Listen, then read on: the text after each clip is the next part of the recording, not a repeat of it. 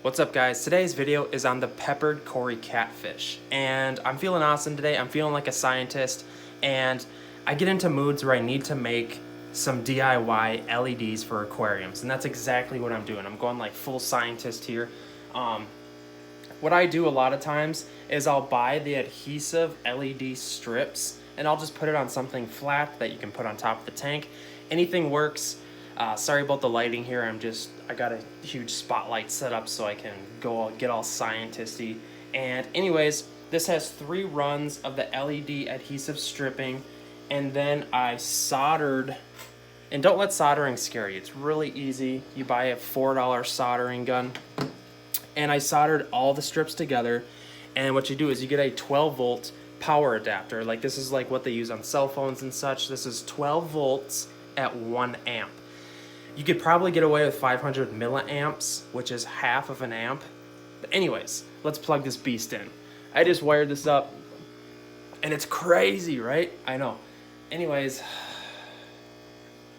look at it. There's 3 runs of it, and I tried to do more of a yellow lighting because some fish appreciate the yellow lighting more than the super bright white 6000K.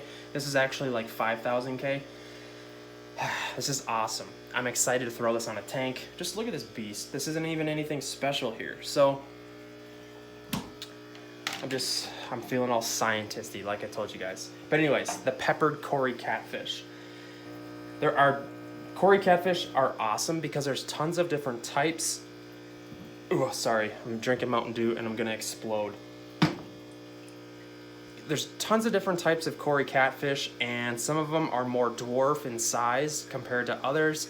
But yeah, let's dive into this. I'm going to walk you through just taking care of peppered corys, and I'm going to try to do a video for each species of corys in a time span, though, so it doesn't bore the subscribers. I'm sweating if you can't tell. I got this crazy light set up. Let's get into this.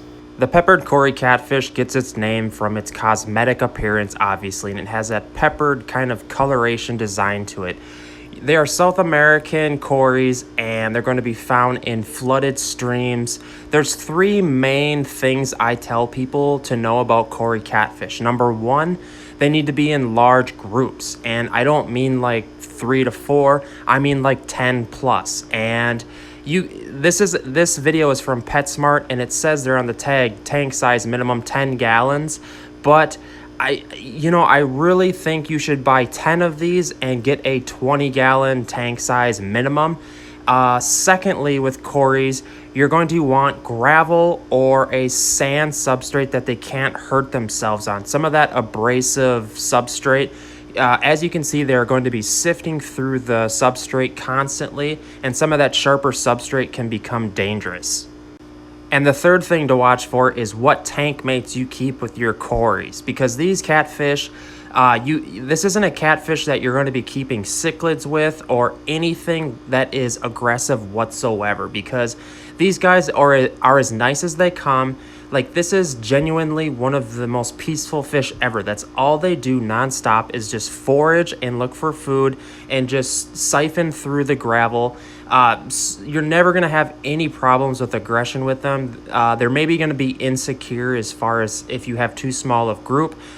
Pretty sturdy fish all in all, as long as you have the group numbers there. Clean water, feed them properly, and just get a good sized group to where they can feel confident enough to just do what they do. As far as feeding these fish, they are opportunistic feeders and omnivores in natural habitat.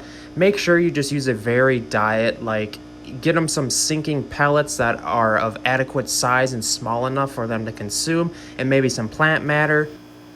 Like I was saying, a variation of different kinds of foods. Maybe some frozen bloodworms, some different types of sinking pellets, some flakes. As long as it gets to the bottom of the substrate, it's going to be okay, and flakes will do that. Corys, like I said, they need to be kept with other fish with a similar mentality and aggression levels. Like, no cichlids, no, like, it's, you might be able to get away with a, like, tropical community tank. Maybe like I would stick to some tetras, silver dollars, gouramis will probably get along with them depending on what type of gourami.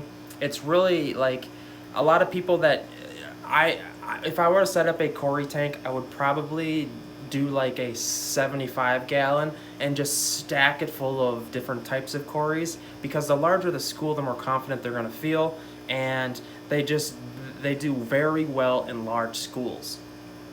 And I just watched some other videos, and Rachel Leary was showing off she has a 75 gallon with like 100 salt and pepper corys, and it looks absolutely phenomenal. So if you want to check out her video, she has awesome tanks, and she does a close-up video of how the size of a shrimp versus a peppered Cory catfish, and it's like a lot of the smaller corys, they're very similar in size, and she was saying like that she doesn't keep them with shrimp because when they're foraging through the substrate, that it can be damaging to smaller shrimp essentially. I know I'm just kind of blabbing. I'm really passionate about Cory catfish, and I know that the footage was from PetSmart, but a lot of people buy fish from their PetSmart. Like me personally, I went looking for fish today, and my local fish store, there's one of them, it wasn't open today, and that basically led me to go to PetSmart. And I know PetSmart has a bad rap, but actually my local PetSmart is a tremendously good store, and I buy fish from there all the time. Same with my Petcos. So don't, just because like not all PetSmarts are bad, or not all PetSmart or Petcos. Anyways, I'm blabbing, guys. I'm excited to get that light on a tank. I actually built it to put it on the piranha tank. As you can see, that tank right here is very dark, and I'm looking for a super yellow light that's kind of low lit for the piranhas, but I think that one is going to be too powerful. So I don't know, it's hard to find an aquarium light that is that like 4,000 5,000 spectrum that is not too powerful. So if you have any ideas, hit up the comments. I don't know, I'm always messing with lighting. I'm really into finding the right lighting for different tanks. Did you know that they're finding studies? I'm blabbing more. They're finding studies that a lot of these super bright aquarium lights are actually making some fish blind. Like, chew on that idea. So that's why a lot of my tanks are low lit and they're not overly powered. And some of them don't even have lights on for half the day because they just get other lighting from other tanks, and I don't know, guys. All right, wrapping this up.